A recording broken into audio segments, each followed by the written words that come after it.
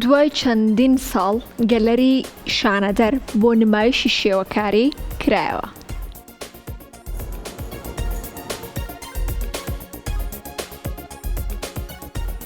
لە دوای نۆژەنکردنەوەی گەلەری شانەدەر پاش چەندین ساڵ جارێکی دیکە دەبێتەوە شوێنی نمایشکردنی کارە هونەرەکانی هونەرمەندان.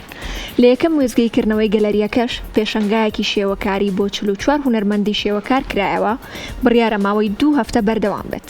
گەلەری شانەدەر دەکەوێتە ناوپارکی شانەدەر لە شاری هەولێر. ماوەی چەندین ساڵ ئەو هۆڵە پەراوێز خراوە. ئەمە لە کاتێکدایە شاری هەولێر تەنها یەک گەلەری تێدایە بۆ نمایشکردنی بەرهەمی هونەرمەندان و شێوەکاران.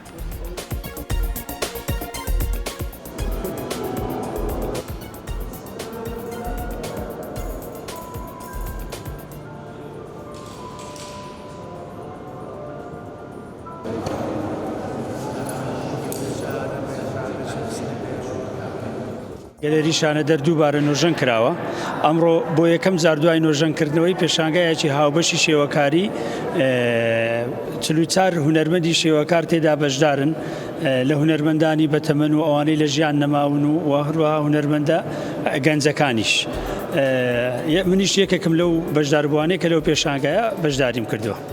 واللهی ئێمە پێمان خۆشە یعنی ئەو گەلەریە بەردەوام بی و 3 مانگ جارێک پێشانگای لەو بابەتانە بکرێتەوە. کۆمەڵێک هونەرمەندی ترمان هەیە ئەوانیش بن لێرە بەشداری بکەن و هەروەها هونەرمەندانی دەرێ بانگێش بکەین چ لە خۆماڵی چ لە بیانی بێن لێرە پێشانگا بکەنەوە بۆی ئەو جوولە لێرە بەردەوام بی.